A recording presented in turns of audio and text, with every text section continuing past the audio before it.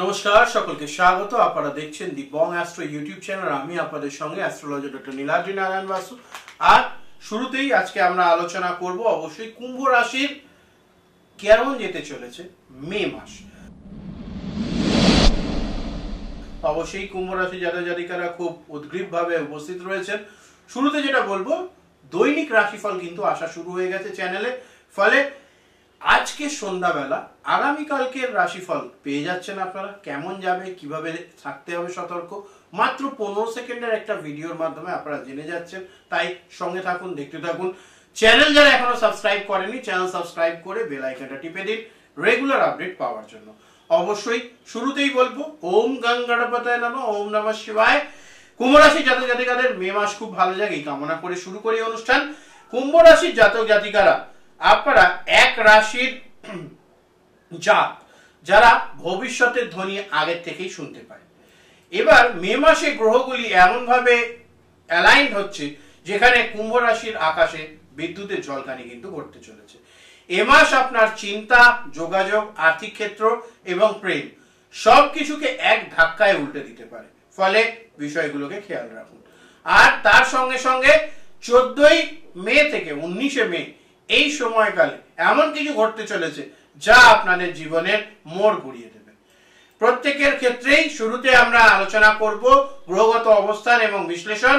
6ই মে বুধ গ্রহ মেষে, যেটা আপনাদের রাশি থেকে তৃতীয় ঘরে। 23শে মে বুধ বৃষ রাশিতে অর্থাৎ চতুর্থে গমন করবেন। পাশাপাশি 14ই মে বৃহস্পতি মিথুনে অর্থাৎ আপনাদের রাশি থেকে পঞ্চমে চলে যাবেন।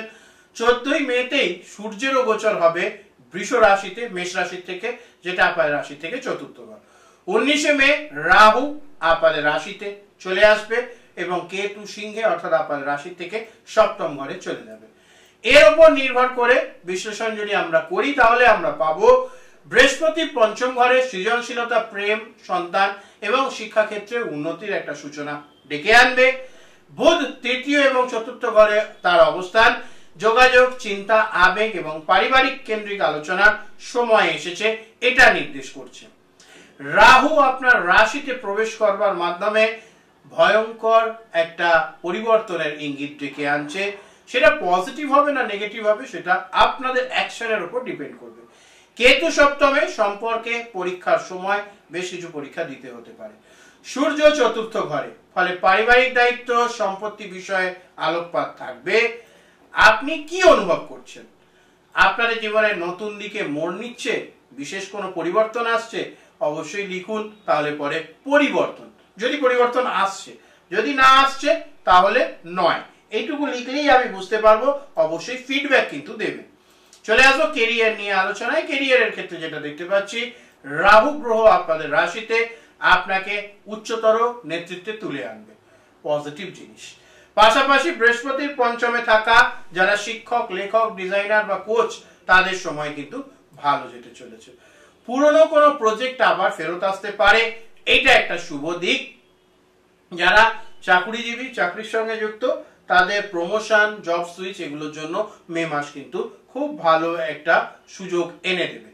বস বা ক্লায়েন্টদের আপনাদের সিদ্ধান্তে খুশি হবে। কারোর দ্বারা ঈর্ষা এবং ফাঁদ তৈরি হতে পারে, সতর্ক থাকুন। বুদ্ধিমত্তা দিয়ে বিষয়গুলো সামলান। আপনি এখন এমন এক অবস্থানে রয়েছেন যেখানে আপনাকে সবাই লক্ষ্য করছে। আপনার সিদ্ধান্তগুলো ইতিহাস তৈরি করবে। অবশ্যই সেটা মাথায় রেখে সিদ্ধান্ত গ্রহণ করুন। আর যদি ভালো সিদ্ধান্ত নিতে পারছেন কোন রকম দ্বিধাবোধ ছাড়াই, তাহলে লিখুন ভালো। আর যদি একটু জটিলতা মনে হচ্ছে, লিখবেন খারাপ। চলে আসবে এরপর অর্থ, সম্পদ এবং ব্যয়বহুল বিষয় নিয়ে আলোচনায়। বুধের প্রভাবে ইনভেস্টমেন্ট, রিয়েল এস্টেট এবং পারিবারিক খরচ বাড়তে চলেছে। রাহু আপনাদের চেহারায় ও আকর্ষণে এমন আকর্ষণ আনবে যা টাকা আপনাদের দিকে ডেকে আনবে।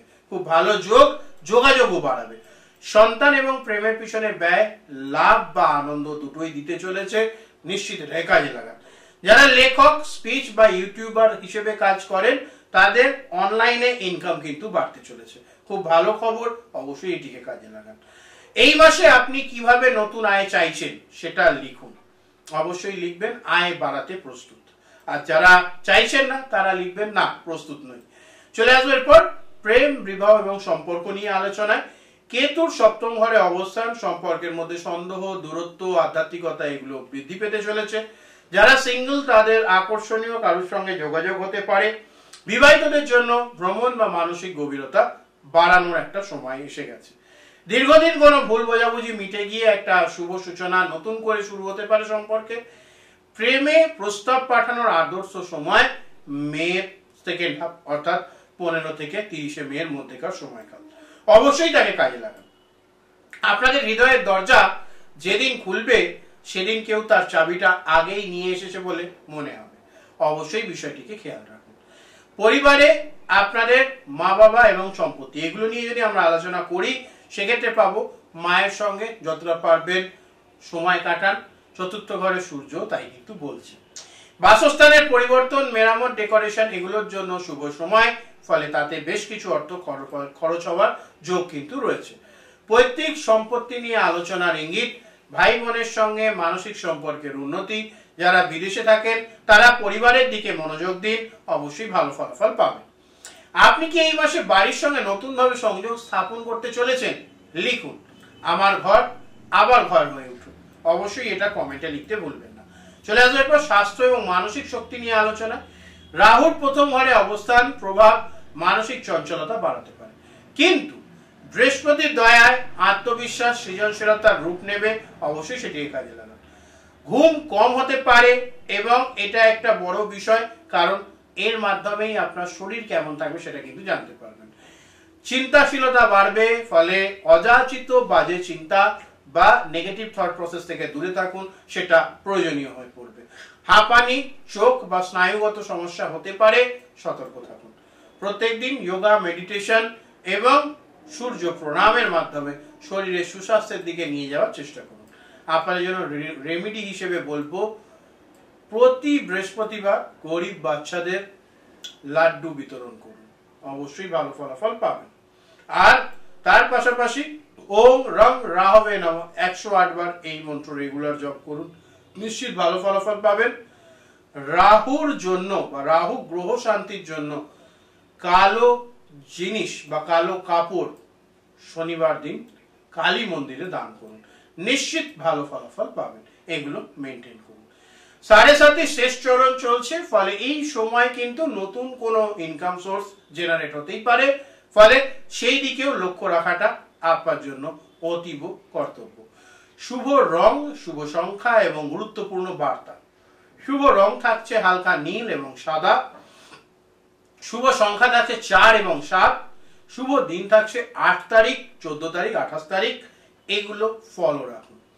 ব্যক্তিগত উন্নতির মন্ত্র হিসেবে বলবো নিজেকে সকালবেলা ঘুম থেকে উঠে নিজের নাম নিয়ে 5 বার বলুন, আমি আমার ভবিষ্যৎ নিজেই করি, আমি বুদ্ধি, আমি আমার পথ প্রদর্শক।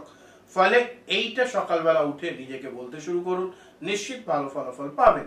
আত্মবিশ্বাস ও যুক্তিবোধকে একত্রিত করে এগোলে আপনার জীবনে বিপ্লব সূচিত হবে, সেটি মাথায় রাখুন, অবশ্যই ভালো ফলাফল পাবেন। কুম্ভ রাশি জাতক জাতিকারা, এবার সময় এসেছে নিজের ভেতরের জ্ঞানী ভবিষ্যৎ দ্রষ্টা আত্মাকে জাগিয়ে তুলবার।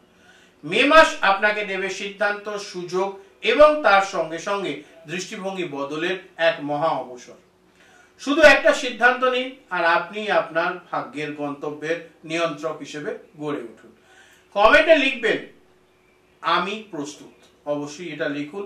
ভিডিও শেয়ার করুন আপনার পরিবার পরিজনের সঙ্গে এবং সমস্ত কুম্ভ রাশি জাতক জাতিকাদের সঙ্গে। লাইক দিন এই ভিডিও ভালো লাগলে এবং চ্যানেল সাবস্ক্রাইব করে সঙ্গে থাকতে ভুলবেন না, বেল আইকন টিপে রাখুন। প্রত্যেকে ভালো থাকবেন, সুস্থ থাকবেন। আপনাদের ব্যক্তিগত সময় থেকে এতটা সময় দেওয়ার জন্য অনেক অনেক ধন্যবাদ। সকলে ভালো থাকুন, সুস্থ থাকুন। নমস্কার, হর হর মহাদেব।